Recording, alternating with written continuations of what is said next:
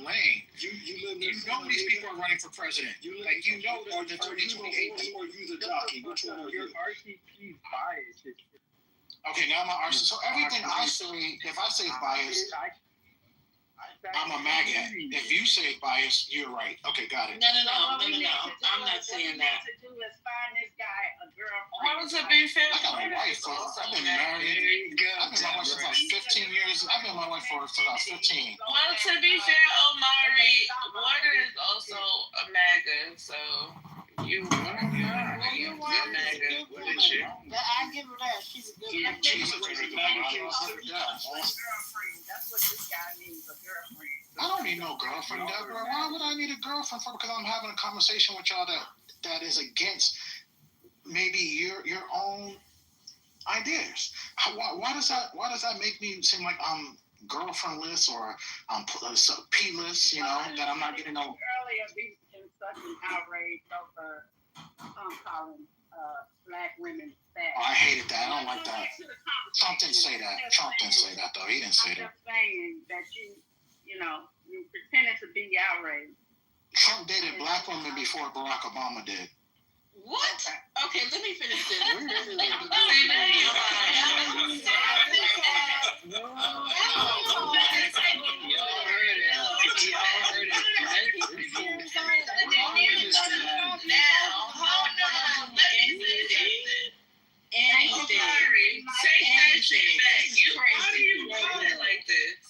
Hang on, go ahead, Deborah.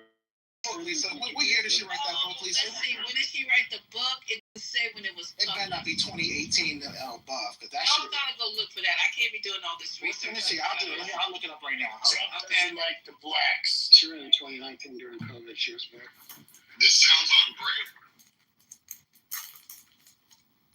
Hey, but he still had a black girlfriend before Obama, though. Can y'all at least say I was right? Another fun. You're wrong. Always go to Obama and everybody else. Listen, Lisa, they love Obama, so. Hey, Clinton didn't have a black woman. I just need that to be a thing you say, bro. The Bushes didn't have no black women, so president is the second black president. We're not talking about Obama. We're talking about Trump. Carter didn't date no black women. Trump dated black women. One man, one. And she was wrong about it as hell. I don't even think Biden had any black booty before. You're wrong about that. You know what? You don't do that. What is happening? TM is talking. TM is talking. Wait, hold up, you guys. Go on mute. TM, what were you saying? I'm trying to figure out what the hell is going on right now. You hear what's going on. It's nothing to figure out. These people lost their minds. I don't know what is going on here. But you see, okay, defense at whatever level they can. They're going to defend this president. They're going to continue to make us think that we're crazy. We'll pull up clip. I researched everything, and I'm still wrong. And I gave you Pew results. I gave you the book names. I gave you this. It don't matter what I do. I don't know why you guys take us through this shit. Just say, I'm not going to believe nothing you guys say. I'm gonna support this man blindly. I don't care if he talks about black people like they're the enemy of the country. I don't care if they talk about black women. You don't always talk about how you support black women. What happened? Not today? Not today? You're not supporting us today? Black women. I support you all day, 24/7. I support all the women in this room. And the men. I think the people in the room are good people. You know? And I think, like, me and Moose go way back. Me and Moose go way back. And they never had no issue with Moose Dog. Oh, shut up. Okay, so here we go. Let me finish out a little bit more, and then we'll... Okay. These were killers. We arrested you.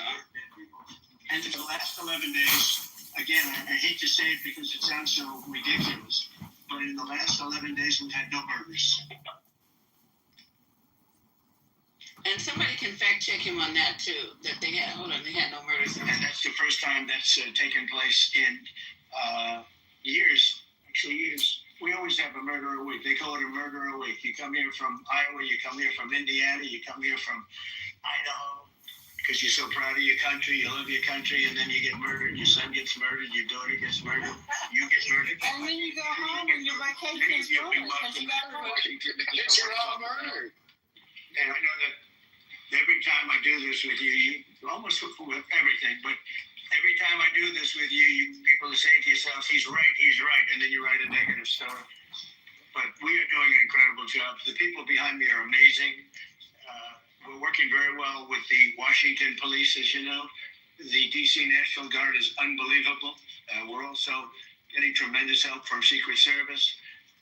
And we are at a point where Washington is booming again. People are pouring in like we haven't seen for years. Nobody wanted to come here. They didn't want to come here and get murdered. I have a friend of mine who has a very successful son. And I said, where is your son going to be this weekend? He said he's going to Washington with his friends. I said, really? Yeah, he's wanted to do it for 4 years, but he couldn't do it because it was so unsafe. And he's a tough kid, too. It's so unsafe. And he ended up staying 3 nights, going out to restaurants all 3 nights. He said it was so beautiful, so peaceful, because all the criminals are either arrested or they're hiding, and we're finding the ones that are hiding. So I want to thank Pam Bondi. I want to thank our vice president. I want to thank everybody standing behind me. Because they are really, Gaddy have been unbelievable, by the way. They have done an unbelievable job. They're working 24 hours a day. And Washington, D.C. is now in great shape. I'm going to be working with Clark Construction, which is by far your biggest construction company. And we're going to also beautify Washington. We're going to rip down the broken medians, fix them. We're going to put asphalt on the roads. We're not ripping them apart like these stupid people do. They rip a road down to the dirt, and then they spend 5 years in building the new one, and then it starts settling. The whole place. And they'll spend hundreds of millions of dollars on a road. I'll spend about. Is this his infrastructure bill? Okay, let me put this on pause right here. So he's talking about. Did you guys hear him say his friend was going to Washington for 4 years? He told another one of these lying-ass stories about how his friends didn't want to go out to eat for 4 years. Remember that story? Do I have to pull the clip? If I could just say, I there's remember the story. something I'd like to add to that clip you just played. I talked about all the communities we're working with. I left out that we're working with the Black community as well. So, we'll find the bad blacks. We're working with the good blacks. We just wanted to... Well, thank you for thinking that some of us are good, and, we're all not tripping because we are what was the word he used? Because of slavery. Uncivilized. No, he said I have to go and get that word, and it depressed. I can't remember it. We talked about it, the definition for a whole goddamn hour. But so he said that Washington, D.C., he's going to fix it up with his contractors. Did you guys just hear? He said pay, girl. He don't pay nobody. Okay, and not just that. He said, listen to what he said. He said the roads, when they tear them up and try to repair them down to the dirt, it costs hundreds of millions of dollars. Do I have to replay this? I'm going to hire my contractors, and it's going to cost like $4. Right. Did y'all just hear that? Right. Yeah, he's so I had to laugh out loud at that. Contractors are Mexican. I bet you they're gone. His contractors are gone. Okay, I don't Mexicans are the best workers. So so the other ones charge hundreds of millions, but Trump is gonna fix it for you for $4. That's why we're keeping you legal. It's gonna come out of his pocket, Lisa, $4 whole, honey. And that's why you don't know. You have I bet not give them that $4 at $4. All right, YouTube, I'm going to end this live and we're going to switch over to live streaming at Expo John Kitover IL on X. That's John J-O-N Kitover, K-O-T-Over, IL for Illinois on X. If you're enjoying this Lisa, live when you stream, finish playing your thing, I want to tell you about another thing that hit Trump the like did today button, against women who've hit been the share sexually button. assaulted. Thanks for watching, guys. Okay, I'm gonna go to that part because we're gonna talk about Allegedly. Hold on. Allegedly. You're Allegedly. going to be allegedly on stage and With Clark Construction, which is by far your biggest construction company. And we're going to also beautify Washington. We're going to rip down the broken medians. I ain't doing it for $4. Put asphalt on the roads. We're not ripping them apart like these stupid people do. They rip a road down to the dirt, and then they spend 5 years in building the new one, and then it starts settling. The whole thing is so pissed. And they'll spend hundreds of millions of dollars on a road, I'll spend about $2. Oh, $2. So we're going to be replacing medians. We're going to be replacing much of the asphalt in the road in the city, which is in bad shape. We have great stripers. We have great contractors. But we have to let them be. Congress has said that they'll give us whatever money is needed. Understand how cheap the whole office looks like. And we're not going to spend a lot. It's going to go fast, and it will be spotless. And we want it spotless for the World Cup and for the Olympics. You saw the World Cup was here the other day. And come to think of it, there's your trophy for the World Cup. Like a solid gold. That's actually solid gold. So some of the people in this room wouldn't be able to. Why does this man lie to himself? Place it right above the angel, right over there. That's solid gold. We're gonna put it right up there. There's a solid gold trophy. They know how to get to me. You know? I like the angel. So black and blue. we're going to sign, and then we'll take a few questions, and we'll tell you how good a job we're doing. And we want to go from here to other places, but I was telling some of the people that in a certain way, you really want to be asked to go. You know, I hate to barge in on a city and then be treated horribly by corrupt politicians and bad politicians, like a guy like Pritzker. You know, spend more time in the gym, actually. Guy is a disaster. Gavin Newsom's a disaster. When we saved Los Angeles, you wouldn't have been able to have the Olympics in Los Angeles. You barely they did lose 45,000 houses to a fire that should have never occurred because they didn't let the water come down from the Pacific Northwest. You guys know what I'm writing about. I had to break into the water supply to let the water down. And even now, we want more. We can have much more. It's less than half of what should be coming in. Okay, so let's stop here. More lies. So he said he had to, first of all, he called Pritzker needs to go to the gym. The kettle is, you got to be fucking kidding. You making a fat joke. Really, sir?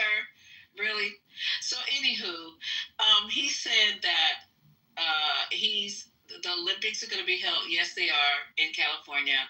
And he said that he had to break in and release the water because we lost 47,000 homes from Governor New Handsome's inability to fight the fire. Do you guys know what happened to that water? Anybody here? Lisa, I live on the river where that water was released. Mm-hmm. So the water was released from the dams. The dams hold Lake Success and Lake Cahuilla, which is just 17 minutes from my house. I live on the St. Johns River. That water went into the Central Valley. That water is for the crops and the farmers for the summer months when we run out of water down here. That water never, and there's no way it could go over the grapevine into Los Angeles. It doesn't do that.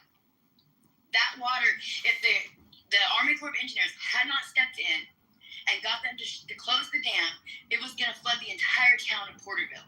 What and the all the hell? houses and farmlands that run along this river. And let me tell you something, I have to go through 2 towns to go to get my prescriptions in another town. And I used to think it was a damn shame when I would go from here all the way to there knowing what was coming, that every single fucking farm and ranch had a giant Trump flag. You drive now, there's not even one. Not even one for 20 miles. Yeah, so Tony, you know, I mean, Tony's absolutely right. I was just through there like last week. They do have their Newsom signs claiming that Newsom is like, you know, Newsom's trying to get rid of our water, but not admitting the fact that Trump was literally going to flood all of their farmland. Correct. They and all those farmers Those are heavy Republican. The whole Central Valley is heavy Republican. Yeah, and Democrats have been screwing them over a fucking fish, a little snap fish for how many years? That's a lie. No, you guys are gaslighting. No, that's not true about the smell. That's a damn lie. True. Matter of fact, have you talked to an agricultural? Have you talked to a pumping company? Okay, clearly you have not talked to anyone that does agricultural pumping. It is true. And if you talk to people, if you talk to business owners in the Central Valley, they would definitely tell you that they've been screwed. Not recently, but for almost a decade now. they be getting screwed. They're getting screwed in what way? Because the crops are being Yeah. The cost is going up. They're not able to. They have to go through even to get like I gotta remember what that guy told me that the pumping. You got to go so far down, and then they charge you so much money. It's expensive just even to get the water. Amari, let's state a fact. Let's state a fact. Before the aqueducts were there, that place was a dust bowl. So guess what they did? They created that waterway so that those farmers could farm there, and they created an economy there. Guess what? The cost of everything is fucking going up. So the cost to put water, to have water traveling and pumping that way, is going to cost more. That is not a democratic issue. That is just a systematic problem of an economic issue. Shit costs more, and nobody told them to put this shit there. If the dams were released at the right times, would that not be beneficial for the area? Clearly, nobody else can use the crime bill now to criticize. We're not talking about the crime bill, sir. That's not what we're talking about right now. Talking about the crime bill, but no, we're not talking about the crime bill. We're talking about what are we talking about? So don't direct the conversation to what you want to talk about. Stop. Put him down. I am not talking about the crime bill either. You need to listen. You better connect that shit to water. Oh, you dropped that? Why you drop them? I was just asking, if they release the dams at the right time, would that not be beneficial for the area rather than just releasing it? Yes, they release them on Memorial Day, and we all have what's called the Memorial Day float, where everybody goes to the river and floats down the river every year. They release them on Memorial Day. 10, come back up. Raise your hand. I can't see you. 10, come back up. Yeah, but I just mean, Tony, I just mean more often, if the plains were dry, would they not be better off releasing it 3 or 4 times a year? What? Who? How does releasing that agricultural water help the fires in Los Angeles? Oh my God. That can't even go all the way there. Okay, so and it rains the next day. It rains in LA the next day. Can I ask you a question? And too bad you're insane. Let me just find out what's going on, because when we went, okay, I'm gonna tell you how I know she's telling the fucking truth. It was January. Okay, that's when the fires were popping off, right? I took a trip just to, with my. Oh God, I can't even say this. With somebody who also is on also on Clubhouse. We went to. Do you guys know where this is? Allensworth. Yeah. Okay. Yeah, that's it. I don't know why. What a shithole. Don't call Allensworth a shithole. That's okay. We'll call it an armpit. That's the first black city. Stop it, y'all. Don't you do that. I ain't gonna do that. Allensworth was the first black town. They have a music festival. All my friends go every year. Yeah, it's very interesting if you go and check it out, okay? So, Dap, you can give the breaking news in a minute. Okay, so went out there, right? And it's farmland all around here. That's why I know she ain't lying. There's farmland all around Allensworth, right? There was pockets of water just sitting on farmland, and then it was so much water it was drowning the farmlands. And I'd never seen that before, because I go up the 5 all the goddamn time, all the time. And they even had people. Did we take a picture that day of that? But I know this fool rolled down the window and asked them what they were fishing for. People were fishing on the farm plots because they had released the water from the aqueducts. It did not go to LA. It flooded the farmlands around Allenstown or Allensworth or whatever it's called. Am I lying, sis, or not? They were literally fishing on farmland after that in January 2025. I think it was January the 13th I was up there, 2025. Is that true or no? So thank Newsom for mismanaged water. This is for those. He didn't release that fucking water. That was the water that Trump released, and it went fucking nowhere. And I think he's talking about in general, Lisa. What are you talking about? He's talking about in general. Okay, we're not talking about in general. I just asked a question. So let's talk in general. See, because people who think I they're hope like, they have their especially fucking Trump hats on where they're sitting there shoveling a fucking canal. yeah, like the people who don't live in California, who doesn't know like the environment. Like, I mean, you guys, please shut the fuck up, because like the folks that live in California that travel up and down the Central Valley, this is a common thing. So we see it. We know for a fact that the folks in the Central Valley, like, they're Trump supporters. That's fine. We grow a lot of agriculture there. That's fine too. But some like and I heard the conversation about, well, it's a mismanagement of water. We have reservoirs, we have dams, we have things that there's only so much water that the state can hold, and all of these places were filled. We had more water than we knew what to do with. So this thing about mismanagement of water, it was actually a very, very good year for us in rain. We had gotten so much rain in such a short amount of time. So this whole notion that there's some mismanagement of water is, y'all shut the fuck up about it. We had more water than we knew what to do with it.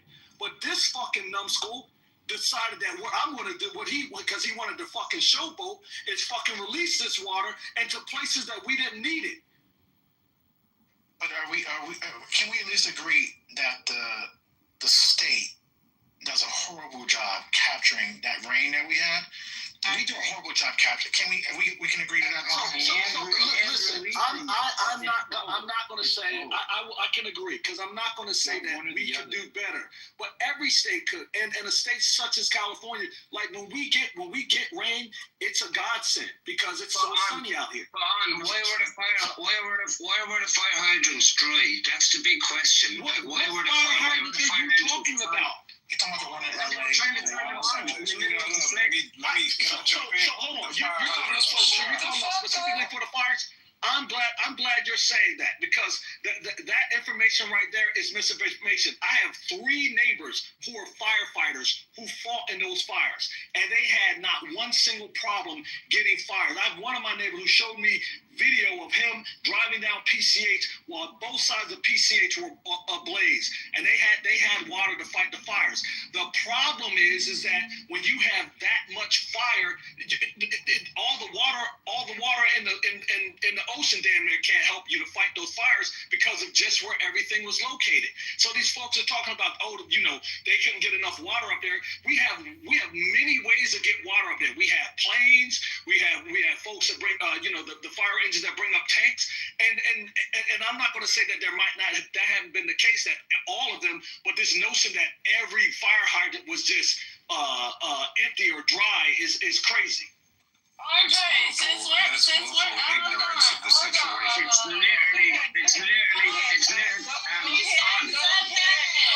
Go ahead and it's on Google. No, it's on me, Badger. Go ahead, and then Badger, and then Ray. Since we're asking random ass questions, why is California's GDP higher than your country's?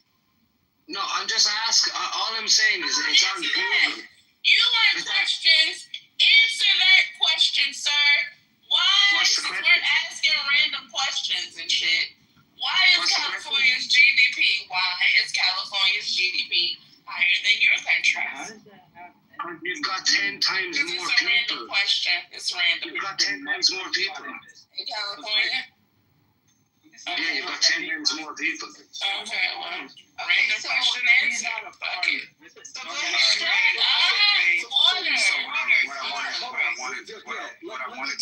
Let me answer Badger. Badger, because something on Google doesn't mean that like Ray needs to go next. That's in totality. Like I said.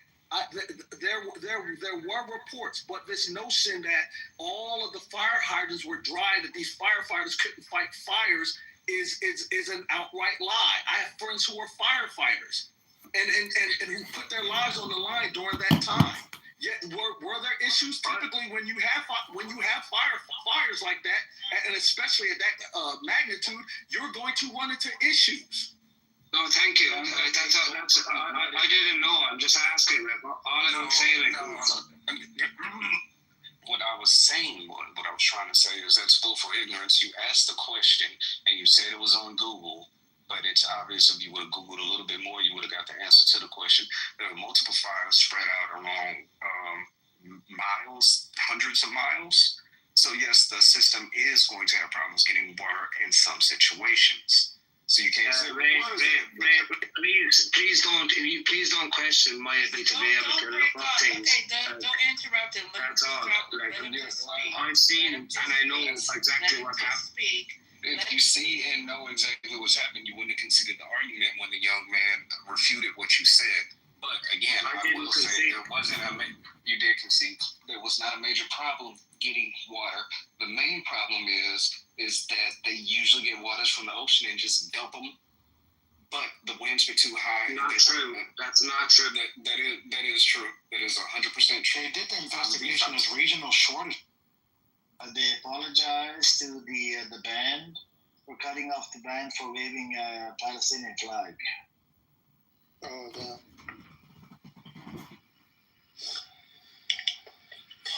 That's what it is. I think the Zionists are kind of pissed off, right? They go from room to room, fucking grifters, even the black rabbi. He's like, my narrative, it doesn't matter, bro. We don't have discrimination in Islam. Calm down. I have. No, we don't. You're not allowed to. But, yeah, but what? I agree. It's tough. When you have these type of people on this app, they're fucking spewing bullshit one after another. At one point, you get tired of it. You're like, oh, we need some new Zionist talking points. We don't want Tazbara anymore. We want something else.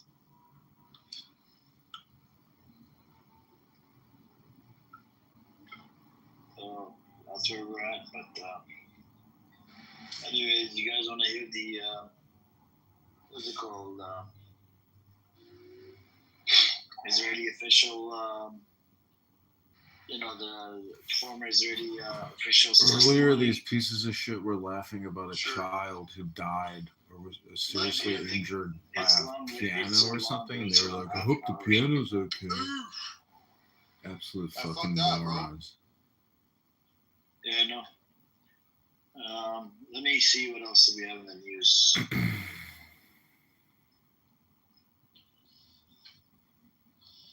Tell us, bro. What's the news? The news is that they're Israel hits Yemen capital with wave of airstrikes. Tens of Norman, thousands welcome. across Australia. I'm gonna let this run the whole against night. Gaza genocide. Capture these Anybody bastards here and from clip them at Australia? their worst. You Australia? Zoo, are you Australian? No, but Rohan's so he's from Australia. Rolo. Yeah, what is he saying?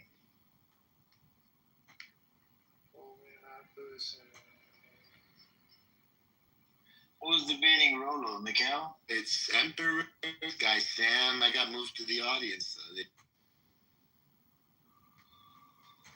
This guy is one of the biggest fucking losers. You're Jewish. He does this stupid Jewish voice. He's a black guy living in honest Jew. This fucking loser. Can't stand honest Jew. He does this like Jewish voice. He's an African American guy who does a Jewish voice in all these rooms, whatever a Jewish voice is accordingly. But honest Jew is somebody he comes in the audience, he writes a bunch of shit, and then he runs away. It's unfortunate. Abby's like, oh, I'm sure they're letting them talk so they can the record them. Australians are No. not happy.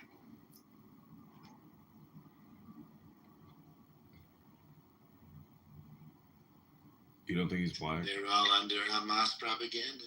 That's a black guy. Yeah, but I think Hamas is I don't know if Hamas is still there, though. On the Jews, is still there? Yeah, of course they're still there. Videos? Have you seen his photo? Yeah. What do you think? Why did they poison the wells back in 1948? Narges too. Cute, beautiful Narges. She hangs around with all these Jew haters, and she herself spreads all kinds of Jew hate.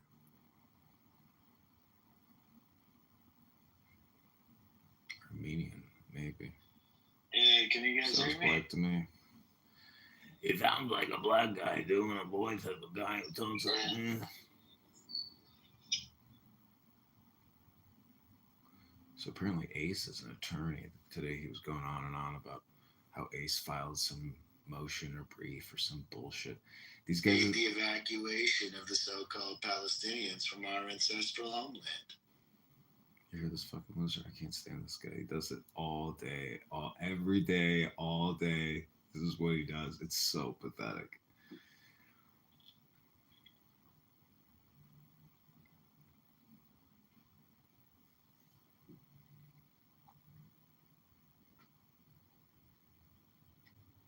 Anyways, Congress Jew, what's the best talking point out there for the Zionists? We have two guys in the chat. One of them is a recorder. His name is John Kitover. And John Kitover, I hope you never win the election. Right? I know you're trying to run for the mayor of whatever fucking state or country, city, town, whatever city you're in. You scumbag, you shouldn't win. You don't deserve to win any kind of elections. And I know you were begging for money. That's why Pepe and that guy, Roger Mayhem, got into an altercation because of your stupid fucking ass, because you were trying to, beg people for money. Disgusting fucking scumbag. That's how Pepe and this Roger Mayhem character, they started fighting, doxing each other, or whatever. And Roger Mayhem apparently is MIA from this app. It's all thanks to you, scumbag John Kitover. Yes. Fact check. Fact check, sure. Let's do it. Thank you, Amir. The best talking points are we've offered the so-called Palestinians peace so many times we can't keep track. But their culture is violent and all they want to do is kill Jews. That's what Rohan was just saying in the other room. And he's got really good Hasbara skills. We all know that. One of my favorite husbands. Yeah, I think we should listen to the famous I think the national anthem of Israel. I think you spoke with it. Let's listen to it. I think that's the best way to go about.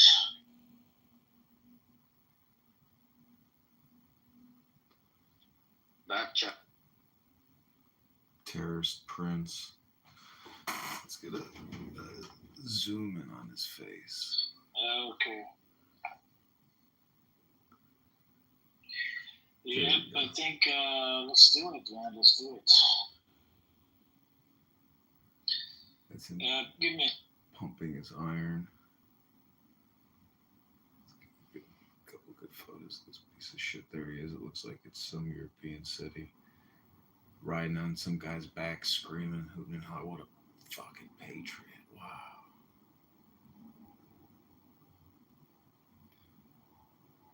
He's too cheap to pay for the premium, so. Anyways, let's see. What's your favorite music, guys? What's the best one should we listen to? Play some Taylor Swift. How about Boom Boom Tel Aviv? Yeah, that's my favorite one. See, Honest, you and I would definitely. Let's play something that's famous, right? Just maybe, let's play something famous, and then we can go from there. There's two versions of Boom Boom Tel Aviv, Ace. Do you know that? No, I do not. It's Shiloh. So there's the, the revenge song. I sent it to him here. There's the revenge song, Boom Boom Tel Aviv, this is what you get for all your evil deeds. And there's another one from Israel that's celebrating homosexuality and transsexualism. It's also called Boom Boom Tel Aviv. I'm not trolling. I'm actually serious. I sent it to him here. Mayor's complicit with Zionists. The children of Gaza would be embarrassed by this rule. We're building bridges, boys kissing boys, girls kissing girls, transsexuals on the street in Tel Aviv. It's all love. And it's called Boom Boom Tel Aviv. Uses this voice all day long on her. It's on YouTube. He used to live his life like that. Yep. I'll put a link in the chat. That was the song I was referring to. This is one of the sickest and dumbest and most deranged rooms you'll find on the internet. I'm not shocked. The most pathetic, stupid losers you'll ever have the displeasure of having to listen to. Here we go. I am going to drop my favorite song in the chat. But the great thing about them is they go all They can night. chat everyone. They just talk all night while All I you need is film a them. voice reader. And then I notify the FBI in the morning, notify their local police departments. We know where Amir lives in California. We're already in communication with the sheriff's department. They've been surveilling his house. It's only a matter of time till his door gets kicked in and they drag him out in cuffs and he's crying and screaming. It's just a social audio chat app. I'm just having conversations about the Zionist entity.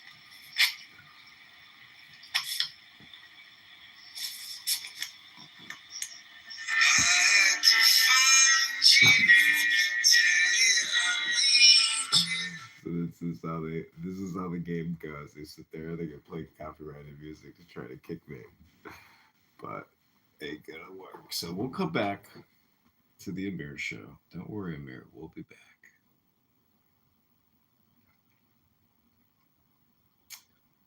Where is this is 420. Let's see.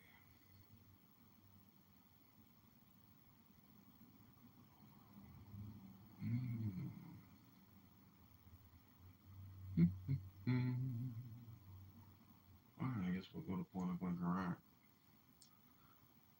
Are, and other governors, right, are starting to, say, hey, okay, if we want to retaliate, this is what we're doing and this is what we're doing. I look at the response they had to the redrawing the district maps in Texas because Trump wanted them to do that. So apparently Ace is an attorney. Today he was going on and on about how Ace files motion or brief or some bullshit. These guys are the evacuation of the so-called Palestinians from our ancestral homeland. I hear this fucking wizard. I can't stand this guy. He does it all day, every day, all day. This is what he does. It's so pathetic. What Trump can and cannot do, and what he needs congressional authority for, or cooperation from a governor or a mayor for. This motherfucker doesn't have to consult anybody to launch a nuclear attack anywhere. Right? Like, he doesn't have to consult anyone. This is who we have sitting. It's not sustainable. Over mining the salt from Mexico. Wow. It's gonna be who come back. Annan is here. What's up, Annan? I think we should listen to the music again. Oh, let's do it. We'll do this all night with them. It'll just ruin their whole experience. Just play 20 seconds every few minutes. Makes it funnier. This is their lives, trying to get some guy who live streams everything. Who is no name?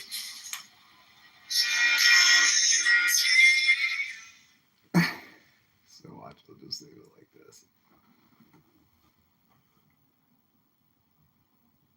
Alright, I'm gonna pipe in another clubhouse room for the audio.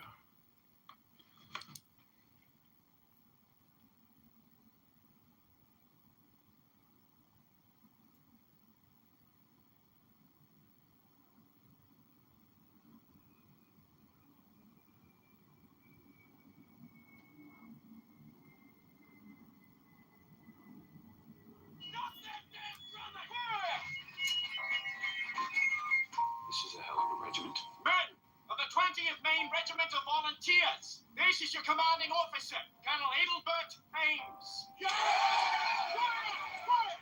You do not cheer an officer. You salute him. 20th Maine, I commend you for the enthusiasm that has made you volunteer for service in President Lincoln's army. I can see that many of you are strong and fit. But tough muscles and skillful shooting are not enough to make a soldier.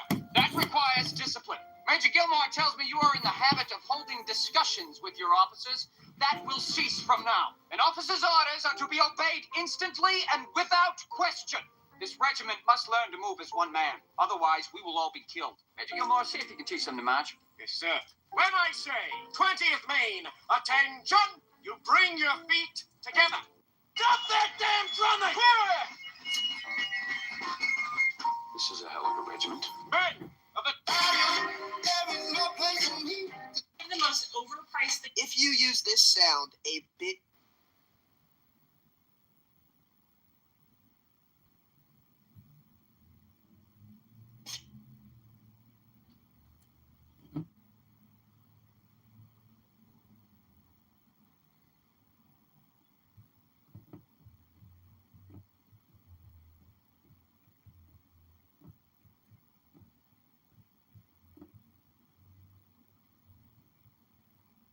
Prairie. We have a great guest today, congressional candidate John Kitover. How are you doing today, John? George, I'm doing great. How are you doing today? I'm doing real good too. I see you got the whole campaign headquarters going there. I do. I've got a lot of phone stuff. Or El Normal. It could be a number of designers because they're scared to come up here with the real account. Or that Moshe Yisrael. That idiot has a plus account as well. They're all fucking Zionist fucks. Doesn't surprise me. Yep. That's how it is. They tend to hide their identity, man. You know, they really, you know, that's what it is.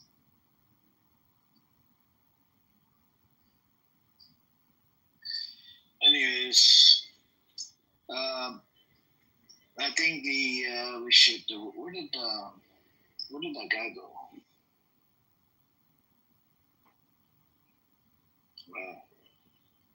I think we should listen to the actual national anthem of Israel. I think that's a good one. Let me see. Let me ask Amar to play it. I've got a lot of YouTubes going, Instagrams, X accounts, Clubhouse.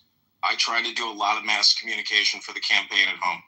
I saw that. That's how you got on my radar. Was all social media. You're probably way better connected in that aspect than your opponent, the hood. Why don't you tell us a little bit about yourself? Sure. I live in Chicago, 42 years old, and I'm a graduate of the Citadel in Charleston, South Carolina, which is a military college. I was commissioned as a second lieutenant in the U.S. Army National Guard, served from 2002 to 2006. And then I've worked in digital marketing, media buying. It shows. Advertising technology for about the past 20 years, 15 years. And I've worked in the government at the Treasury Department and the Department of Commerce, working in real estate operations, leasing, project management. And I launched this campaign to run for Congress a couple months ago. We've raised about $600, mostly through social audio, through an app called Clubhouse, which is similar to X Spaces. It's basically a Zoom conference call, essentially. It's all audio.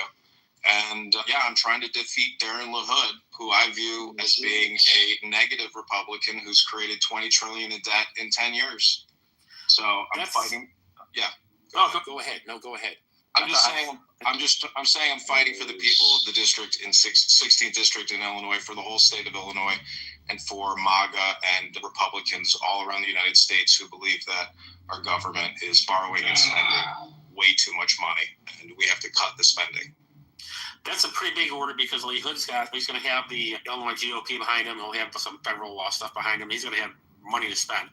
Right now, you're at about $600. What's your strategy to counteract that? It's by having conversations with you in open, frank, transparent manners. It's grassroots. And unfortunately, the algorithm doesn't favor me. It literally create as much content as you can, connect with as many people as you can, and really getting on the ground in Rockford and Peoria. The number one goal of this campaign right now is to get 1,000 signatures on our petitions. Sure. So I'm pretty confident over the next 3 weeks on Fridays and Saturdays in Rockford and in Peoria, we'll be able to get the number of signatures to get on the ballot in March. Don't forget to hit the metro stations in your district. Those are great places to harvest supporters from. Let's go back to LaHood real quick. You call him a rhino, which has become almost cliche at this point. Everyone's a rhino that's running against someone else. When we look at him, though, his voting record isn't – you guys see eye to eye on some stuff. what is it you're not seeing eye to eye on him with him that caused you to run here? Really, it was his COVID-19 response. If you do a cross comparison between open secrets and all the HR acts that he has voted on, it's not a 10% or an 80% correlation. It is a 100% correlation between all open secrets donors and all HR acts. So there's a 100% correlation between HR acts and lobbyists who are essentially paying him to vote for all these funding measures. And it started with the HEROES Act and the CARES Act. The amazing thing about Grok on X is you can use it to go through all the HR acts and identify by the largest acts and whether LaHood voted on it, and then who the Fortune 500 corporations are that receive the most amount of money through those acts. And there's a 100% correlation in open secrets with all his donors. He has over $12 million or over $10 million in his campaign account. And so in my opinion, he's running a skimming operation. And this is what a lot of Congress people are doing. They have 10 to 20 to 30 million in their checking account, all given by lobbyists. So that is primarily the reason why I want to wake people up in the 16th district. Say, hey, he has created $20 trillion in debt plus $5 trillion a year over 10 years. He's responsible for spending $70 trillion. What have the people in Illinois District 16 really gotten from LaHood for all those trillions of dollars? He likes to say it's all about jobs at Caterpillar, etc. So, in my opinion, he's wasting the money. We have to stop borrowing and spending, and that's why I'm running against Aaron LaHood in the 16th district. And in deference to your campaign too, some of those jobs he talks about didn't really appear. You look at what happened with Stellantis. The only guy wanted to put a fraction of those jobs coming back. So it might be good to have someone holding his feet to the fire. It goes to show you that it is very difficult to create a successful business. I've launched many different businesses, and you can borrow from the taxpayers and create these businesses that go out of business, like Fisker and the electric buses that Pritzker gave us. Yeah. So it's super hard to create a business, and when a government creates a business by borrowing and taxing, that's not the bedrock or the cornerstone for building a good business. They're set up to fail, and it puts all the debt on future taxpayers. So it's that's an not unfair bargain. No. What did you do in the Army? You're in the Army National Guard. What did you do there? I know you're an officer, so it's a little different. I'm not looking for. Sure.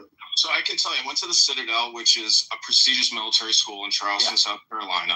And while I was there, 9/11 happened. So I joined the Army National Guard in what they call the simultaneous membership program. So I started out as a PFC, then a specialist, then a sergeant in the infantry. And so I went to Fort Benning, Georgia, practiced war fighting for 4 months in the forests of Georgia, graduated college, got commissioned in intelligence, and I worked in translations, interrogations. Oh. The Army is Army work. That's digging trenches, fighting, and being in cities. I didn't deploy to Afghanistan or Iraq. I was all around the United States. And then I started working in digital communications. I think from a forensic accounting standpoint, let alone just AI and the queries that I have put into Grok, if you go to my X account, it's John Kitover, Illinois, that's IL, and I will retweet some of my best Grok queries trying to untangle congressional borrowing and spending, borrowing from the Federal Reserve, really looking at our ledger books, our balance state. Just too much, and that's where we're at right now. And IDF has killed a whole bunch of people, and we just don't know what to do, man. Well, thank you very much, Omar, for playing that national anthem of Israel. And some people call it Israel, some people call it Zionist entity. I call it Zionist entity because from Muslim paradigm, it's freaking blasphemous to call it Israel. Israel is the name of the prophet, peace and blessing upon him. So that's what it's about, And I think we should, what is it called? Let me see.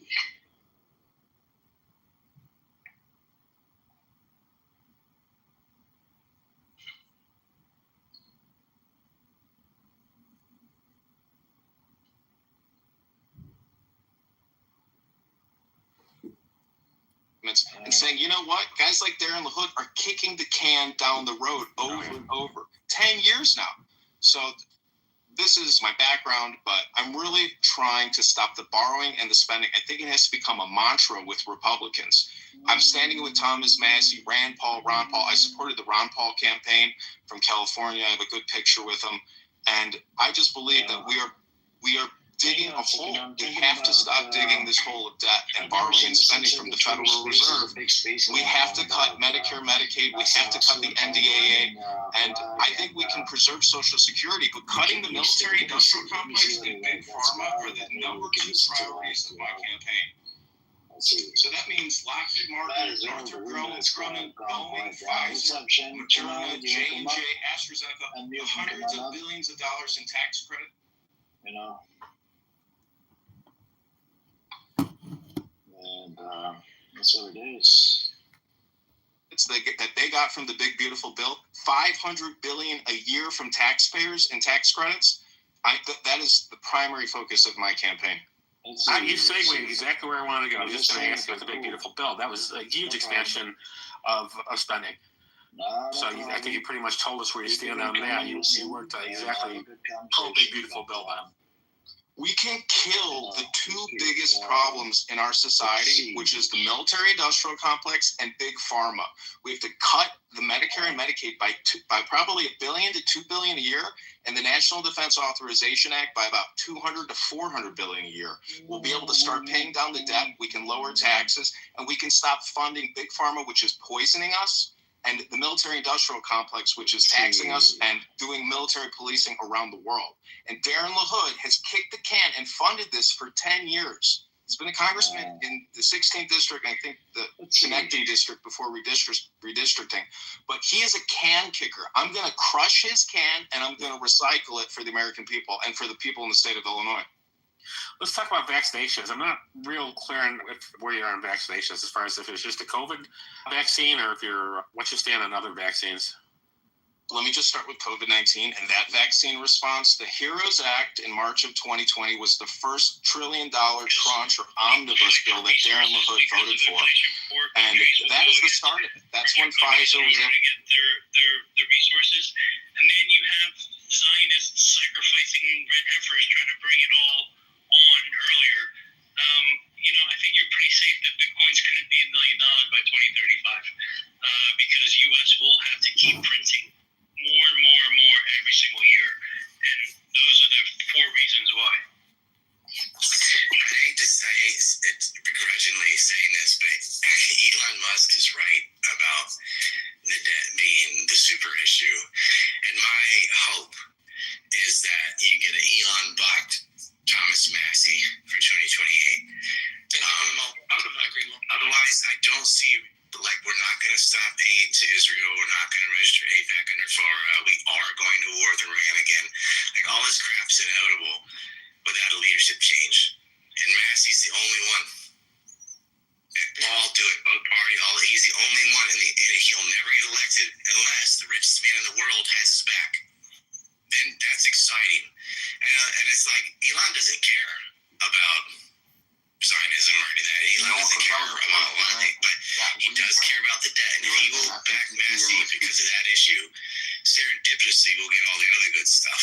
If we got rid of this Zionist parasite, so many things, it's hard to imagine what the world would be like without it. How great things would be. I think he's come out and there's reports that he's going to back Vance, and I think that's something we predicted a long time ago. Yeah, I know. But that sucks, And I think that's because they're all part of the same crew. But Simon, you disagree with Joe, right? You don't think that and Ryan, I guess, that you don't think there's going to be war, right? Oh no, there's going to be war. There always has to be war. You just got to move it somewhere else. So I believe that we're not going to. No, I don't believe the war with Iran will happen. I think it's going to all be Europe, and then I think America's going to come after Latin America and South America. I think that there is a different vision for the Middle East, and I think America will be working with the Gulf states and something. Yeah, I mean maybe. I don't see Iran being the one where it happens. It'll will settle who's in charge. America is where it is working with the Gulf states. They are sending carriers and things towards Venezuela. There's already war in Europe with Ukraine. But Israel bombed Yemen. Their troop rotation, I said this when the last time I was on Sunday, but they come back in September. They will re-invade Lebanon, and Iran's still on the chopping block. And you're like, yeah, but they can't win that. I'm like, it doesn't matter. I'm like, it's what Israel wants. It's what Israel's going to get. We said this last time. I was like, they're going to go to war with Iran. It's not the MIC. It is the Zionists. They are going to get what they want. And that's what U.S. policy's going to do. It's what it's always done. And after the fact, we're like, oh, yeah, well, they're just sold it.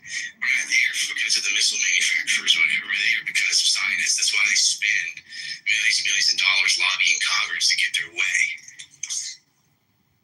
I think is actually structured into the post-Bretton Woods system that America needs to continually be at war. So people talk about Afghanistan not winning because it was 20 years, spent $2 trillion. But Afghanistan was a mechanism for stealing $2 trillion from the American taxpayer and creating that socialism for corporations, because the $2 trillion went to the companies, and so victory is just continually feeding the socialism for American corporations, as opposed to 100%.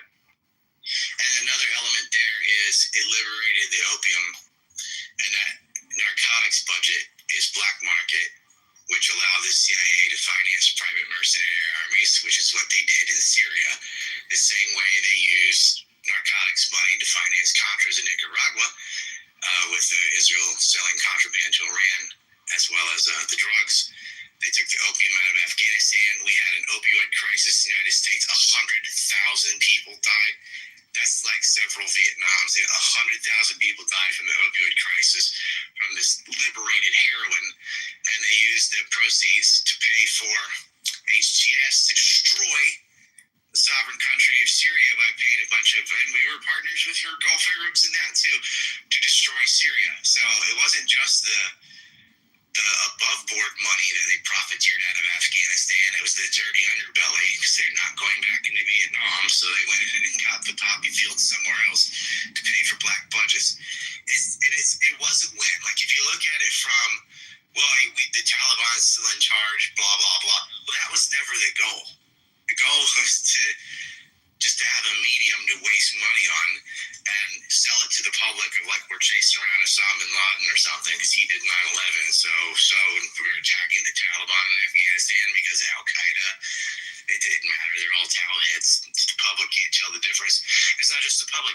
People in Congress are like, they attacked us in 9/11. Like, no, they didn't. Afghanistan and the Taliban had nothing to do with September 11th. But they're like, but bin Laden's there. Like, oh, he's physically there. Actually, he was in Pakistan. But, oh, okay, so he's in that country, so we're going to overthrow it to have regime change. How stupid. I want to withdraw from all these wars, just invade Canada. That should be the plan.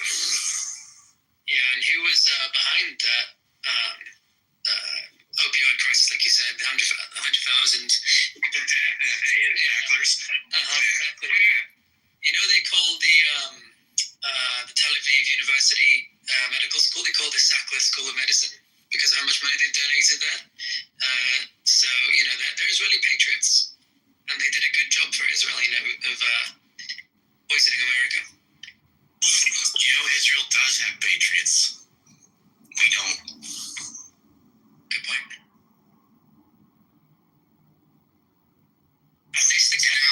When they bomb another hospital today, Sully, what's going on? It just makes my stomach turn.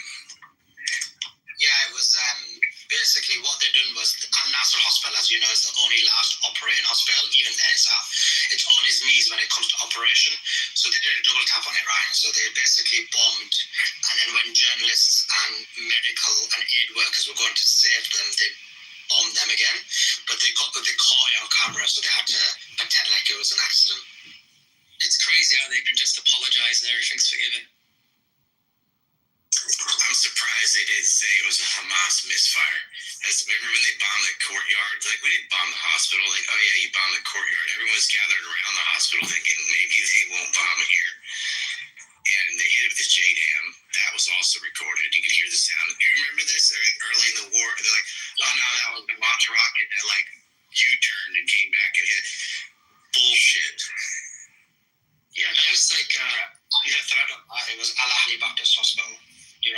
That's when they used to make excuses for hitting hospitals, and then they proceeded to bomb every single hospital after that. You know, so it was an Anglican hospital that everybody reported as Baptist for some reason. But yeah, I remember it now. It's like they blamed it on Hamas. And someone just said, like, yeah, they can just go, oops, and all is forgiven. It really doesn't matter. Like, people all thought I was being sarcastic. Like, Netanyahu could go up on stage and eat a baby and blame the baby. And Christian Zionists would be like, yeah, this is just going to grow up to be the next Hitler.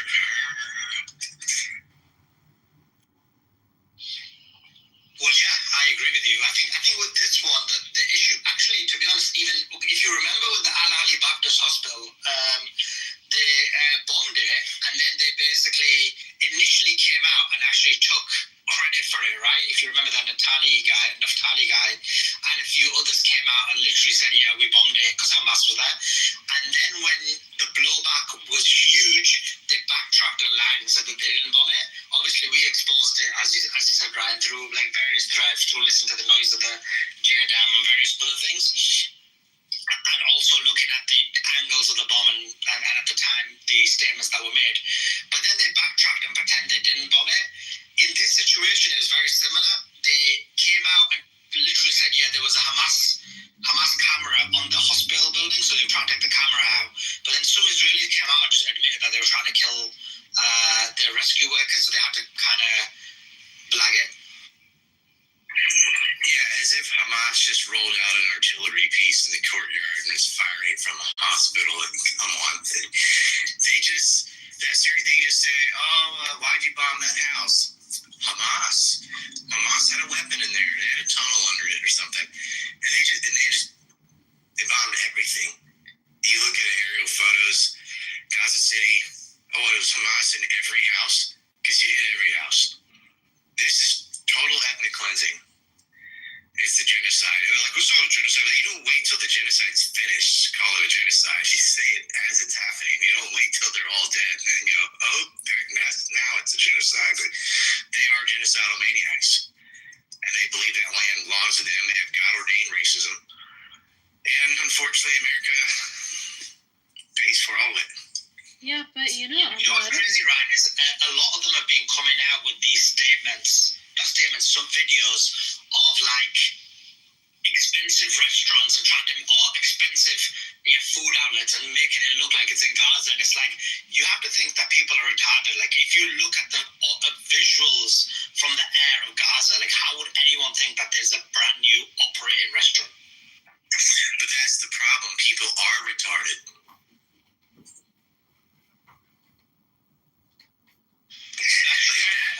That propaganda works because people have their belief is based on ideology, not reality. And so if they don't want to believe Israelis are starving people to death, and they go, look, I saw a new restaurant. It must be true because that matches my faith. Faith meaning their ideology. Robinson supported here earlier, right? And he was exactly how he described. Demons he just believes that all what was these comfortable to believe. Satanist people are And Obama was the master of this because he would do totally abstract, big statements like I'm for hope and change, which lets you fill in the blank for what hope and change you want to whatever psychologically gratifying doesn't have to match reality at all. And of course it doesn't. Just give them more time. That's what they say. And all these maggots for Trump, I don't know what they're expecting. I get it, better than Biden, so what? But I think they honestly thought he was gonna do things for them. Oh yeah, they're gonna deport 55 million immigrants. Like, that's not happening. They're not doing any of that. It's harder for Trump this time around because the X has been liberated. No, Layla, we're listening to live Pro-Pali Twitter space. Elon's there. They're all having a hard time. Do you see the title? It's a live Twitter space that's running with 800 people in there. I was like, dude, he's talking to himself. No, I asked Amar to play the live Twitter space because the room got boring. There's nobody here. Nobody wants to speak. Amir, I'm actually watching this right now. I'm listening to the streets right now. Well, that's what I'm doing, you know. And we listen. I always like to speak. Not the one that just bitch you out loud. What do you want to speak about, Leila? Go on. States like Florida. Let's talk about how charities and Saudi. Yes. I think Leila might be the Gaffy here with John McCain. Gaffy means You want to speak? I can mute it. Now have a star David license plate. Saying, holy You want to crap. speak for sure? Okay. All for it. I'm like, you know what? There you go. You guys have the mic. Assalamu alaikum. Walaikum salam. So, Chucky, tell me, okay, give me some talking points when Jews want to say that the foundation of Israel is actually something that is, like found in the religion of Judaism. How would you respond to that? Would I respond to that question? How do you respond to that? I would respond to it something like this, that loss of life is bad, regardless if they're Jewish or non-Jewish. We need to come together to find solutions to bring peace between the Israeli government and the Palestinian Authority. No. Okay, so I'm going to give you some context. Okay, so basically today was like the first day of like extracurriculars at my medical school, okay? And like, the SGP doing the SGP thing, right? Like we're tabling, we're raising awareness, and some like dumbass comes up to our table and is like, oh, this is so like anti-Jewish of you. This is so not inclusion of faith. And he turns to like the one hijabi at our table and he's like, of course, like this is your Islamic superiority complex. And we're like, what the fuck? Like we're like, get the fuck out. And he's like, no, this is so like anti-Jewish of you, like and my faith, we're promised Israel, and like everything that you do in your existence, even this table, is just anti-Semitic. So I was like, really? Like, is that, like, how true is it that Israel is actually promised in the Torah to the Jewish people, right? Like, how true is that actually? That they have a land that, like, how true is it that this is, like, their God's promised land, if what I'm saying is making sense? No, it makes sense. I was just giving you an example. Hey, my brother, when Chucky is talking, you mute your mic, all right? But what I was saying, what I was giving you was an example of how a Zionist would answer that question. You asked a very valid question, and you must understand that the mind of the Zionists is so small that their whole technique is to derail the conversation. But it does tell us in our Torah that we will return back to the land, but it's during the times of the Messiah, and right now it's clearly not the times of the Messiah. Okay, so when the Messiah, so in your scripture, when the Messiah comes, is it like what we see today, like what's happening in Israel, or how would that play out? No, so when the Messiah comes back, that's pretty much the ending of the world that we know of today. When the Messiah comes back, it will be a period of true peace, So what we're seeing today shows me, based off of my scriptures, because that is not the time of the Messiah. The Messiah is not here. Okay, so essentially in Jewish scripture, what is happening in Israel right now is wrong, and it is not the way that I guess you could say, like the day of judgment or like the end of time is supposed to come. It's supposed to come with peace. It's supposed to come with like no suffering. Is that what you're saying, right? I mean, there will be suffering, but I mean, as far as like, in the land, right now, there would be no beef between the Palestinians and the Jews. Okay, I'm still confused because, so this person was telling me, right, and they stood at the table for like, I would say like a good 5 or 10 minutes, and they were just like arguing with us about religion, and we literally told them, I was like, the MSA table is like 2 tables down, go talk to them, right? And we even had like MSA members like come and talk like religion with them and stuff like that, because I'm not qualified whatsoever to talk about like scripture, okay? And this person, one thing that they were continuously saying is that, Palestinian suffering is needed for for the end of time. Like, Palestinian suffering is like one of the things that gets us closer to salvation.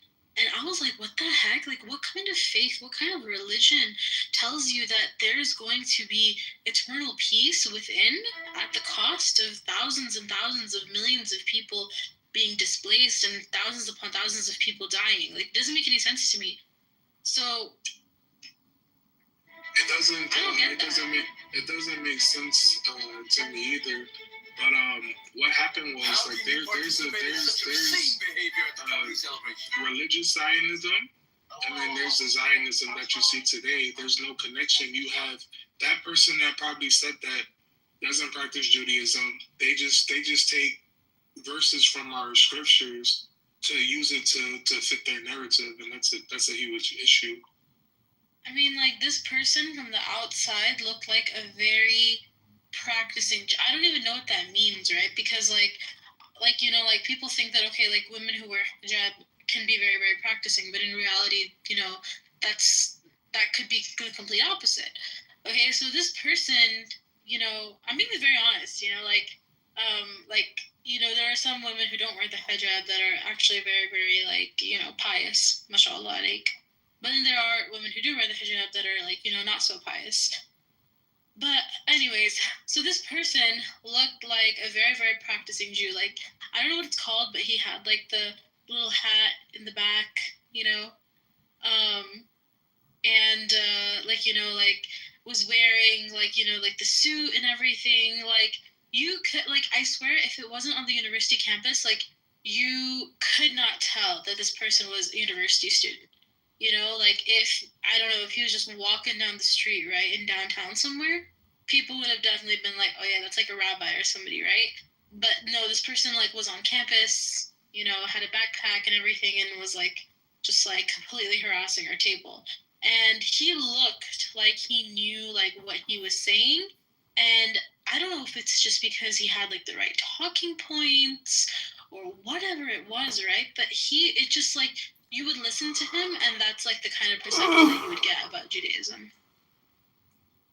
Nah, that's wrong. Just because they wear a yarmulke or they wear seed, you know, that doesn't mean that they read the scriptures, man. There's a lot of wicked people wearing costumes these days. Beware. Mm-hmm. No, literally, I mean, like, this guy, like, would, like, quote verses from Torah, and I'd just be like, okay, like, you know, like, of course, like, we didn't have, like, the Torah with us, you know, so I couldn't, like, look up every single thing that he was saying. But he did, like, quote verses from the Torah that I don't know if were super duper accurate, but he did quote verses from the Torah, and I was like, oh, like, this person knows, like, what they're talking about. Like, it would appear like that to anybody, like, let's say, right, like, there's just a random person that's, like, on campus, right, doesn't know, like, anything about anything, like, any universities or whatever, like, doesn't know about, like, anything that's happening, like, in the world, like, there's no genocide, like, they don't know anything about anything that's happening. They would take this person's view on Judaism as to be, like, an accurate form of representation. And that's, like, the scary thing. That's extremely scary, Layla, man. But you gotta be very cautious when you deal with the Zionists, man. They got a serious mental issue going on. So stay far away from. No, I would never stay far away from Zionists. What are you talking about? Like, I'm a Palestinian living in the diaspora. Like, this is what I do. This is what gives me peace at night, allows me to go to bed.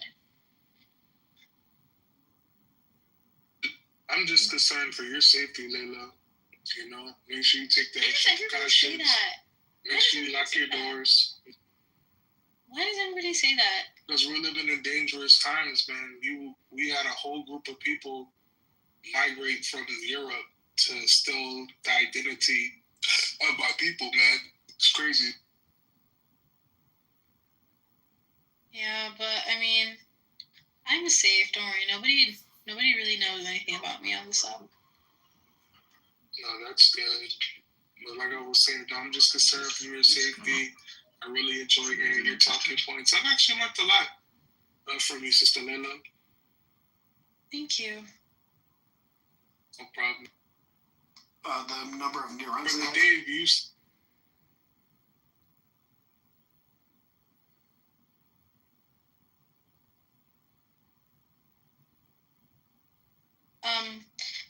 Anyways. Hold on, let me get the Rabbi back in here. I got some questions for Do you have him added? That's insane. Yeah, I got some questions for Black Rabbi. Okay, Mahdi, I have a question. You were like saying some like you were like throwing off some like really weird emojis. Why? Most of quite a few things that we said were not valid. So. Okay, do you want to share? Yeah. So when the Messiah comes, you got an interesting take. The whole world will be Israel. So he's coming for the people of Israel to make the whole world Israel. This Messiah, for some people, is a troublesome figure.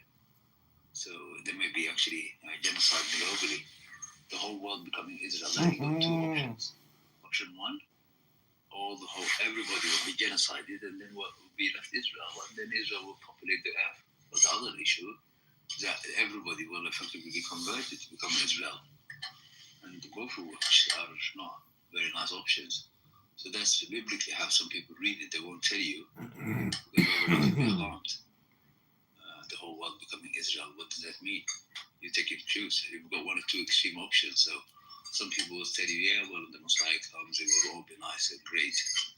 For some people, they will look at the Messiah as the actual Antichrist, the way some people view it. So this will be somebody who is actually a bad Messiah. The other issue with the land where they promised to actually go 3 promises biblically. Actually, that's in the Torah itself. So we've got a promise, it's to the seed of Abraham, a singular person. Then we've got another promise that it's to all the descendants of Abraham. Then we've got another promise that is just specifically to Isaac and his descendants. So you've got conflict there anyway. So this is just regarding the land. I don't think Israel's going to. So if Chucky wants to discuss what these conflicts mean. So I do agree that the land is not very straightforward. They have psychological issues, I definitely agree. They won't be straightforward with you. They will think that you're a gullible human being. So they will tell you any narrative and they'll pass it on. And that's what they've been doing for about 80 years. They've been playing the role. Not necessarily because everybody is naive, but their Messiah has been in the form of the USA. That effectively has been their Messiah. They've taken to such the Zionists. And if it wasn't for the US, they wouldn't be in any land of Israel. So today, there will still be Jews there living there as they had been, a minority population. And most of the people in the region, whether it's the Palestinians or others, were not anti-Jewish.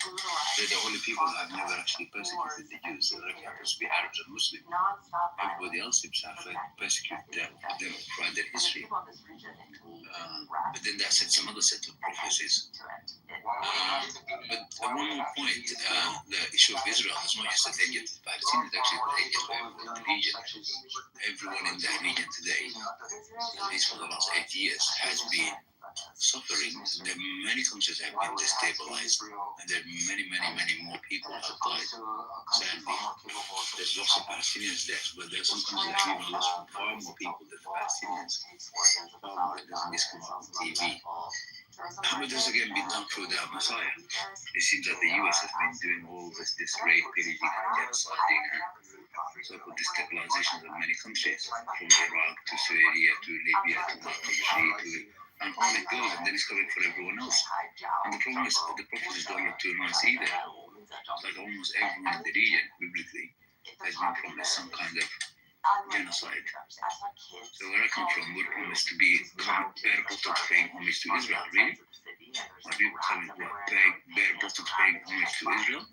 Definitely going to pay no homage to Israel. Israel for what? As members of the human family, no problem. Like Superman, definitely they're not Superman. And so this idea goes on, but I don't think many people who may believe in the Bible are serious sometimes will give their version of what the Bible may be saying. But anyway, there will be trouble to come.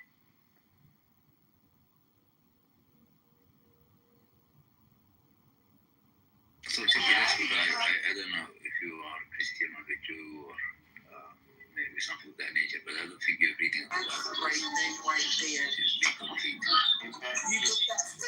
You get that feeling, that in you to like, wow, she's being her own unique self. She's not fake. That's good shit. Good shit. What's the most challenging part? What's up, Mojo? Most challenging part. Hold on. Josh, we're gonna come back to you in a second. Yeah, the religious one, we don't mind if the Messiah is real and he's divine. Forget what our attitude, because if it was up to me, which would be crazy, but I would have all boys. If it's not a divine Girls figure, are then it's a satanic figure. Then we're also they are a trip, especially when they get with these guys. and they're challenging. I think both, because I noticed my nephew. Zionism is a secular lie based on so-called religious ideals. And the religious ideals we don't mind, because if the God of the Bible is real and He is the true God, and there is a true Messiah to come, then there's nothing we could do about it. But if it's not real, then enacting through satanic forces this Zionism is only going to lead the world into misery, because eventually we'll be defeated, just like happened with the Nazis of Germany. It's going to be at a brutal cost. And then this secular lie that's happening today, with the Messiah being taken the form of the US, that's definitely going to fail at some point. It's going to again be very costly. Yo, I had a flashback. I thought that was one-on-one talking, man. I was about to.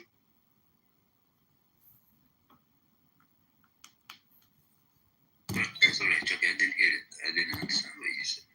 No, I was saying I thought you were 111, man. I was about to leave, man, because that dude was crazy. No, it's just what you described earlier as the Messiah when He comes. You said there may be trouble, but you didn't express what you meant by trouble, because some people do believe there will be trouble. The whole world becoming Israel. Oh yeah, it's gonna be a day of judgment when the Messiah comes back, man. That's when judgment's gonna start.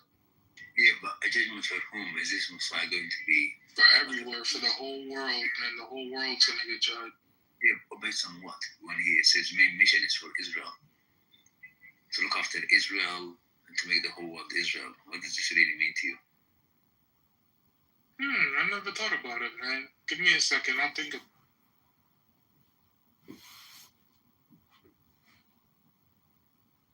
For example, the Messiah in Islam, the Messiah, is a Messiah for all people. Well, He will come and enforce justice on the planet for all humanity.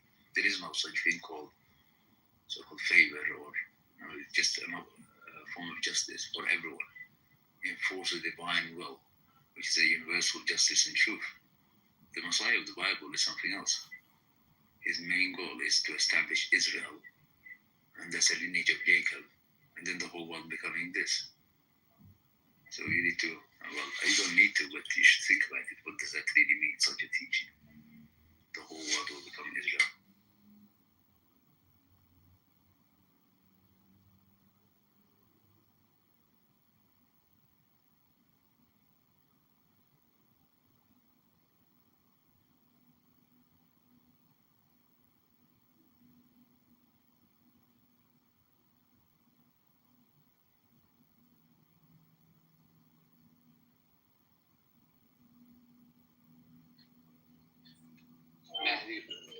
Assalamualaikum. What's over there? Assalamualaikum, Amir. What's going on, bro? I had a question for Matthew. The political Zionism versus religious Zionism, do they not share a pathology or some sort of fundamental behavior perspective? Yeah, the political Zionism is what's happening today. So to establish this land by all means necessary. What all means necessary means deception for the whole world, and then obviously buying time to do this genocide slowly, so-called in the name of peace process. Because they think the whole world is gullible, everybody out there. And so what they've done is that they've taken control of the institutions of the planet, namely governments and so on, and then make sure that they play the population endlessly until, because they think the whole world's populations are fickle, so they give them small installments. Sometimes they crush these things, like you see now with small installments. They forget because they're mindless, spiritless animals. And then eventually, when it's too late, they realize they've got no options. what a real dictatorship is, which is honestly what we're currently more akin to, and what basically just respecting people is, and saying, okay, cool, if you're trans, if you're not binary, whatever, I'll respect you. Respect now is a dictatorship. This is where MAGA's gone. We have people who live in fact, Democrats, and the majority of left-leaning independents. We live in reality. We live in let's respect people. Let's just live in fact. Where then you go to the other side of the aisle in MAGA.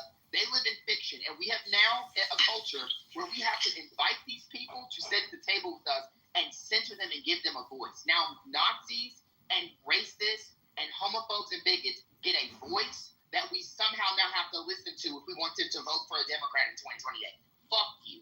That is where I'm at. Now we can go ahead and move on to the conversation because this was actually stupid.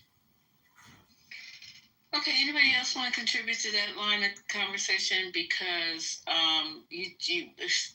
the basic thing was Trump said that some people want a dictator, and I think that's where we're moving to dictatorship, because some people don't want to think for themselves, don't want to have an opinion, don't want to research, don't want to push back. They just want to just exist and have somebody up there who disrespects just about everybody he talks about. And you guys think that's fine.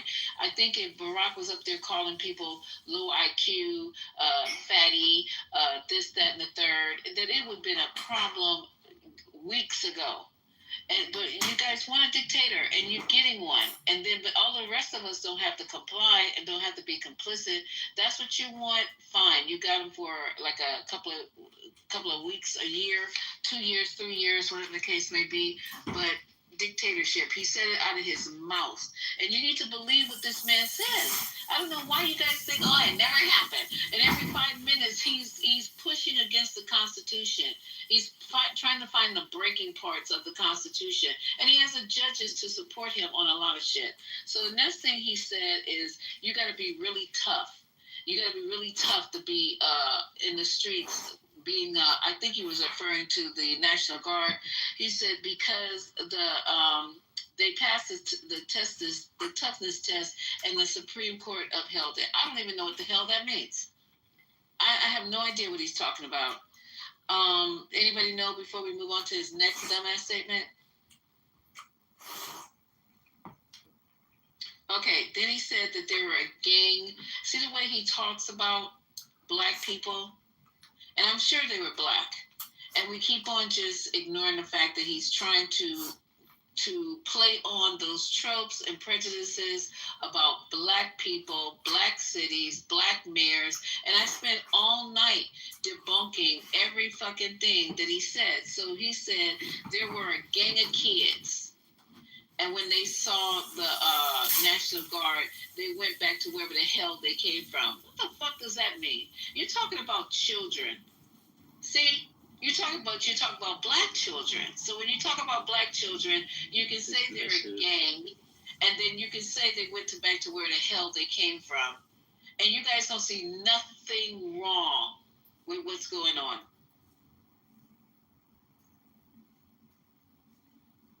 Very dismissive about everything he hates and obsesses over, shallow things he consumes. And all the things he tried to roll out, though, they get pushed all the way back, like this alligator Alcatraz. Remember how scared we were about that?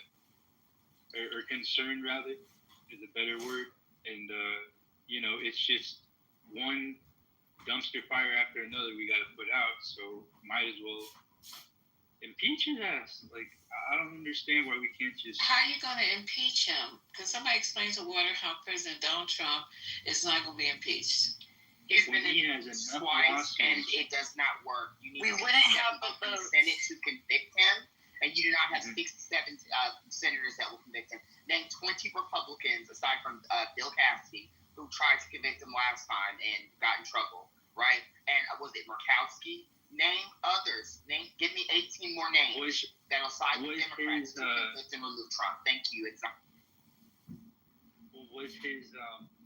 Because you have to break the law to be impeached, and he hasn't broken the law. You're an idiot as well. You don't need to break the law. High-crime misdemeanors are not considered actual crimes that we consider crimes. I mean, you have to actually be a constitutional scholar, I guess, to understand the Constitution. Actually, no, you don't. You just be someone who actually reads Notorious, and you do not. You do not have to have, like, if you don't understand what a misdemeanor is in relation to the Constitution, you'll understand, no, you don't have to actually break the law. You have to do what Congress thinks is severe misconduct. That is what that means. That is what that has always meant. Look it up. I know you don't believe it. I'm ready for JD Vance. I'm ready for JD Vance to Marco anyway. Let's go. Exactly. JD. Who said that? Wait. JD cooked this weekend. Marco Rubio cooked. Like, these men can talk. These men can actually. Man, these two. You're gonna be right or you're gonna be wrong, because we'll strike you on, because I've been out. I'm only on one strike. He's on 12. Jamie Boggs.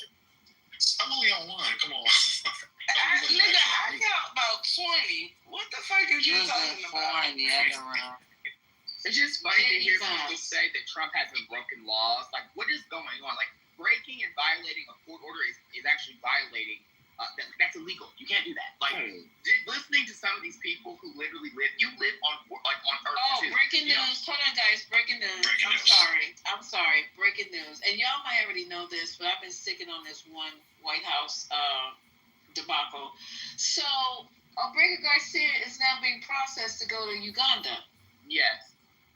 That's crazy. Yeah, they want to He picked to go to Uganda. He picked all. What? We're in the dictatorship. He didn't take the deal. If he would have took the deal, it would have affected his current case, civil case. So he should have took the deal. Why? He should have went to Costa Rica.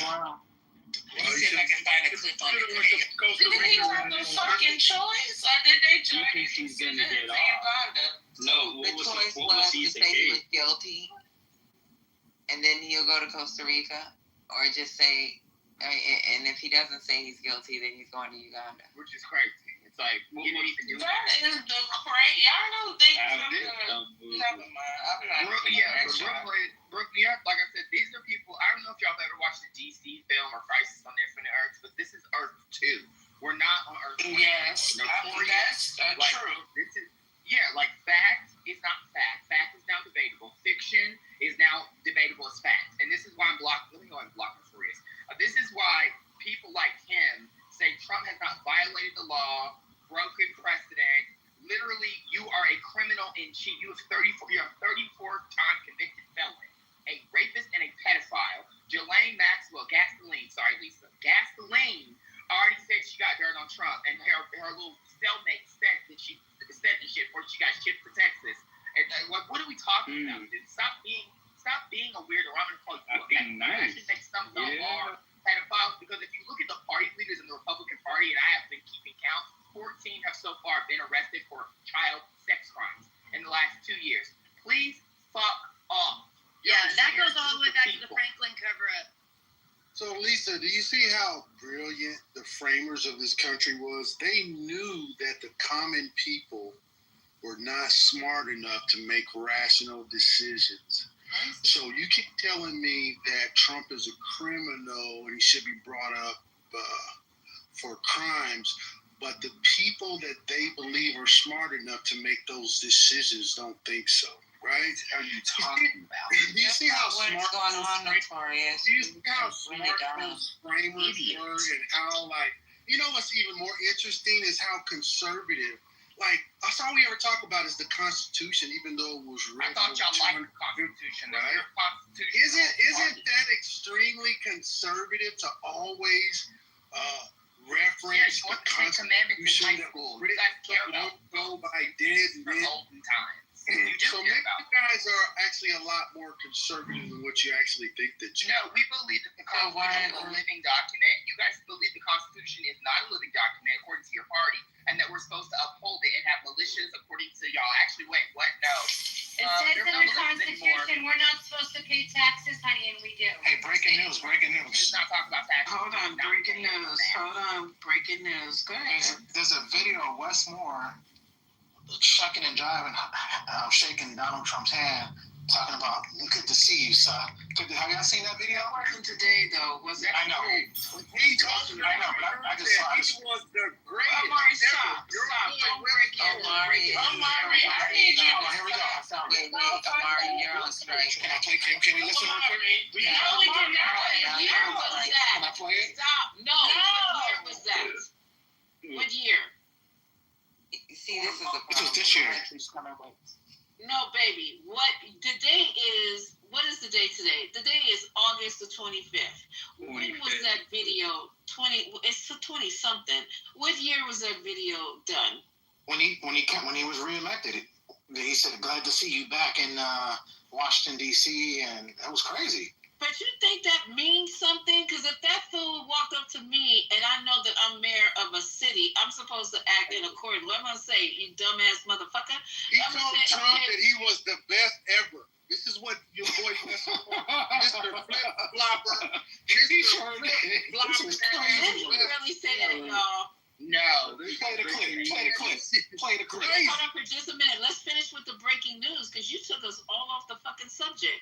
So what happened here is he declined to plead guilty to human smuggling. And now there's a judge, after he declined, but I thought that was his criminal charge and not his civil issue. But the judge, a federal judge is temporarily blocking the Trump administration from deporting Kilmore Abrego Garcia to Uganda without having, what's it saying? Without having, let me go here and open up the rest of this. Sorry. Slow it down here. A fair trial. They don't believe if you're still using a plastic. Oh my God, please. Okay, let me just play this. How long is this clip? That's way too long. So the judges, without having the deportation argued in court. So that's what's happening right now. And earlier today, we were talking about his two choices of Costa Rica and Uganda. So Costa Rica will say they will allow him to come as a, what was the wording? As a refugee. A refugee. And Uganda said, they didn't even talk to us about fucking Garcia Abrego. No one's even contacted us about sending him to Uganda. So this is all a bunch of bullshit that they throwing together on the fly. But now, do you think that they are going to listen to this judge? They didn't listen last time when he told them to turn that fucking plane around and bring them people back because they were breaking an order. Do you think, and they deported him after he had an order on the books not to be deported. So do you think they're going to listen to this? Because they want him up and out the fuck out of here. No, they're not as quickly as possible. It might be possible that he can Uganda and send him back to El Salvador. That is strange. That's a possibility. I think he's gonna stay at Madami Zoran's people house. I think that's it. I think he's gonna hook up and get out there. Mentally stable? Are you I hope he does come to Madami. Do you think that's a problem? Nah, Uganda's nice. Not if you're in prison in Uganda. He was going to be let loose from what I'm understanding, if you come in as a refugee, they don't put you in jail if they allowed you to come into the country as a refugee. But Uganda, he's going to jail. I think he'll be out. I think the Ugandans will let him out, and he'll be somewhere. He'll be back somewhere nice with his family. He's gonna have it made out there. He got the hookup. What? He's going to Africa, right? What right. does he know in Africa? He can El Salvador. He knows what.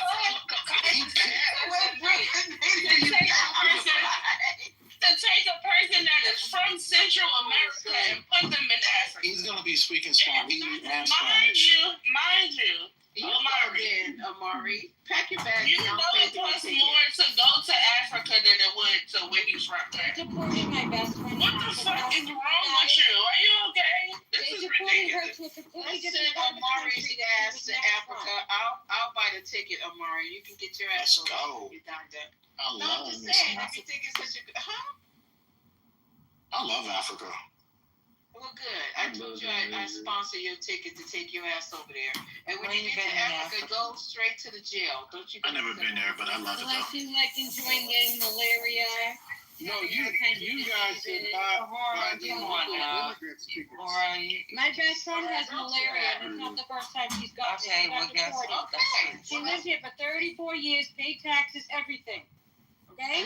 Get your She never vaccines, honey. her kids. Do y'all feel the need to come in this bitch and change the motherfucking subject? But I'm not talking about that. What is the malaria What the fuck is wrong with y'all? We're not talking about that. Alcoholics and Fucking crackhead ass bitches. I can't take this. This is ridiculous. Okay, Are you calling me a crackhead bitch? What's going You're not calling me a crackhead bitch. The shoe fits, don't it? The fuck? Okay, You got me to change the subjects and shit. Don't nobody care about your friend or We're talking about Africa. I'm saying, like, there's a lot Nobody of people cares. realize what's going on in Nobody Africa. cares about your friend or her malaria. Let's move on. Thank you. Why are you so fucking ignorant?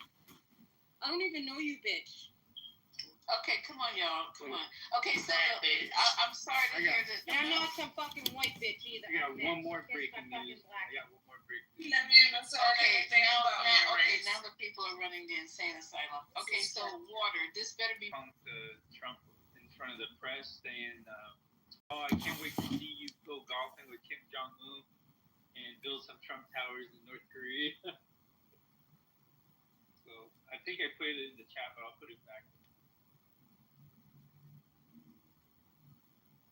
That was breaking news. Yeah, that was. I'm talking about my shit was breaking news. That shit was weak.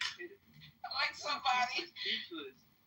I had fucking more entertainment watching Dennis Rodman over there with that dude. That was more interesting than what you just said. Crack is whack. Crack is whack in real life. Like, I don't even do crack. Meth is death. Evidently, you know a lot about it. I don't. I wouldn't know. I've only Meth is smoked death. marijuana. Crack is I've whack. never done anything with marijuana. You guys. Don't they put on? You know that there are black people that are addicts too, not just white people, right? You know that, right? I'm sure now you admit you're Okay. All right. Okay. No, so, because she's putting that energy on me, like. Okay. Hey, Anthony, you're late for class, Anthony. And then we have Anthony. Okay, Amari, you got back up. Okay. Actually on the stage. So, well, you got three. Amari, Notorious. What's up, y'all? What up, y'all? What's up? What side can we What's up? Is that another MAGA growing in the house? Nobody. You go Amari. Who is that? Notorious. Who is that? Okay. Miyama Antonio. Miyama Antonio. Oh, yeah, that's Brother Anthony. Miyama Antonio.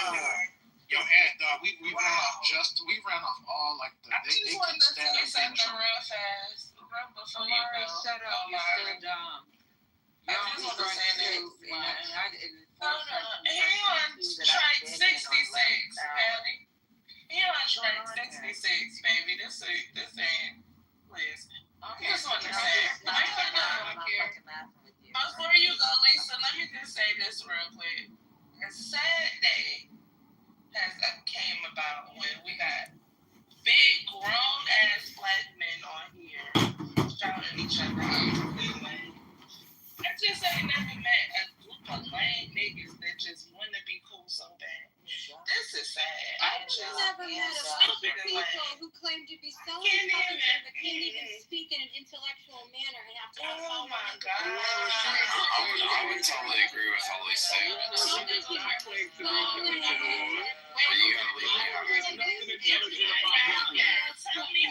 Get the shock out of it. She is not intelligent, Aurora. Don't ever confuse Brooklyn with somebody intelligent. Please. Brooklyn actually is intelligent, so stop it, Anthony. He can't even construct a proper sentence. Why would I talk intelligently to stupid people? We're not going to turn this into a crash pad at all. You were crashing earlier in the beginning. He came from me. So what's the difference? No, the same people. Wait, Lisa. Wait, hold on. The same fucking people that were in our room, and you was crashing too. I was crashing. Okay, so like, I'm is there exhausted. like a rule in this room? No, it's no rule in this room. I'm just exhausted, and it's only me and you, Patty, that are moms that are seem to be like whatever. You know what I'm saying? Yeah, but Yeah, so I want to bring some order back when we're in here. They're still talking, other than Aurora, which I guess. I wasn't in the room. Excuse me, you dumb fucking bitch. Oh, whoa! Did you hear what she just said? She don't hurt me none. There's a whole woman on here that actually called me an alcoholic and don't even fucking know me. So this is absolutely crazy. Okay, you guys. That's disgusting. If she said that to me, really, Patty? Because I can pass a drug test. I bet you can't. Oh God. I definitely can't. My job requires me to